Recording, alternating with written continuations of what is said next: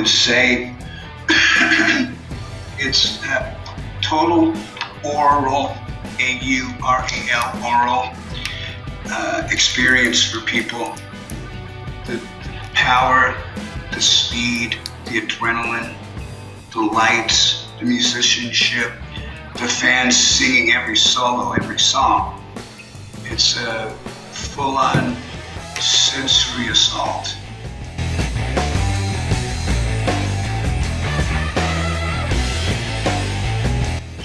Well, I didn't have a concept for the album Wilmer. It's a bunch of songs that, the music came together, and then slowly but surely the lyrics came together. And as the songs were completed, it became clear, well, this one couldn't be part of a story. This was something on its own, a sacrifice. If I had a concept album, I wouldn't want it to be built around sacrifice. The Sick, the Dying, and the Dead, I wouldn't mind. Night Stalker, I wouldn't mind. Mission to Mars, I wouldn't mind. But I don't think that I would be okay doing one topic for a whole album.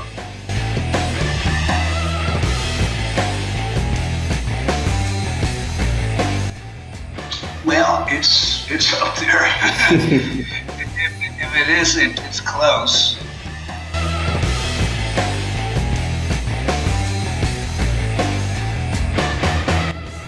That was fun. He's a good dude. He's a good dude. Yeah. Okay. I really like that. We talked a lot. We worked really hard on it, and fortunately for me, he's such a professional that he was able to do it from where he lived, and I was able to do my parts from where I live.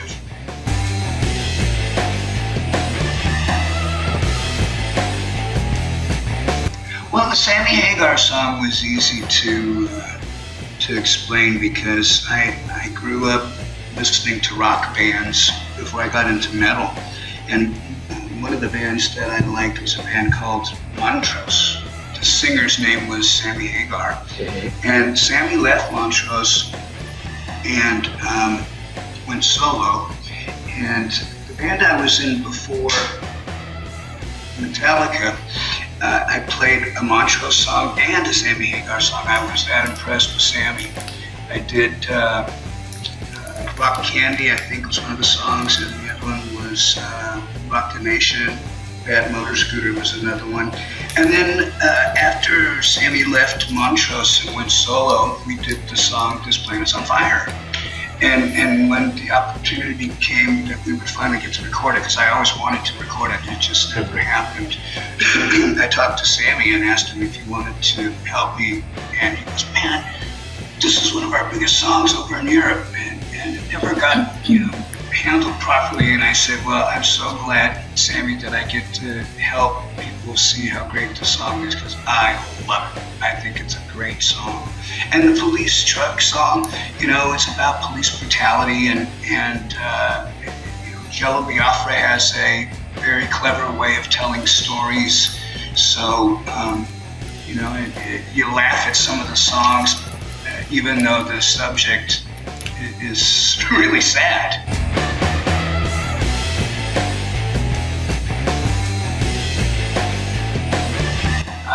Well, if I have to choose one song, that would be really hard. Over maybe Symphony of Destruction, because that's one of our biggest songs. Maybe the title track of the new album.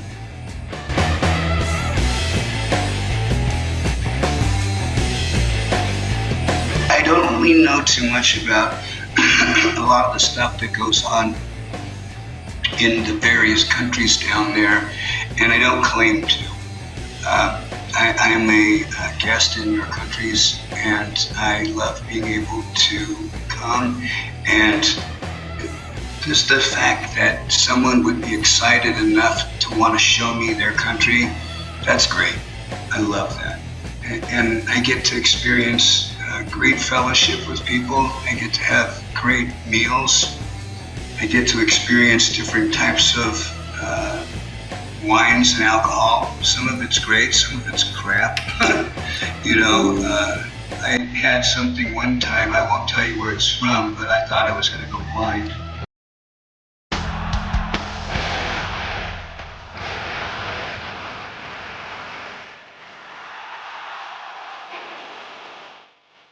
Yeah, they say aguante.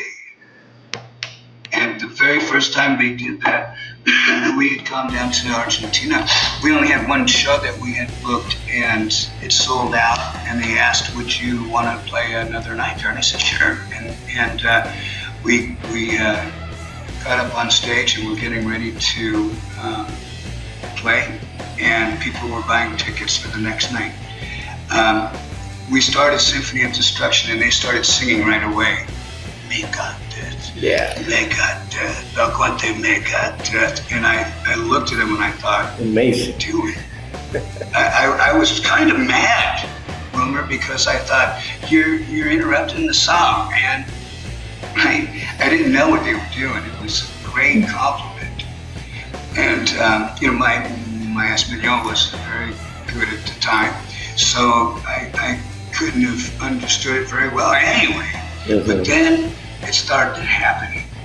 We would go to another country and they would sing Megadeth. We would go overseas and they'd sing Megadeth. We'd go to Asia, to Japan. Yeah. They'd sing it. And it became a phenomenon. It was everywhere. Anywhere we played P-Cells, they sing P-Cells, but who's buying? But Symphony of Destruction is the big daddy of them all.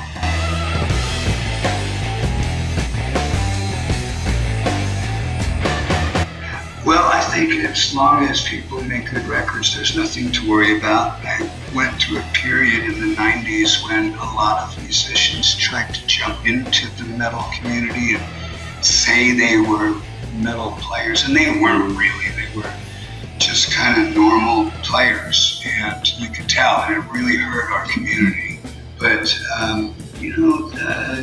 these things correct themselves all the time, and I'm glad to see the community's looking strong right now.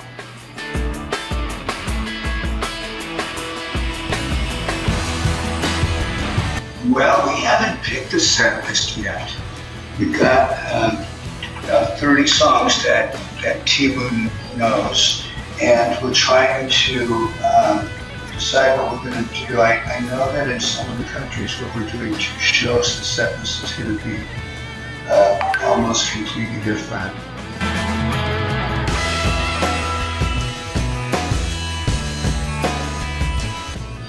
I just want to say, first off, I apologize for taking so long to come back. You've been on my heart and on the band's heart ever since the first time we played down in El Salvador. And we're finally coming back, and mucho besos to everyone. Get ready, because we're coming.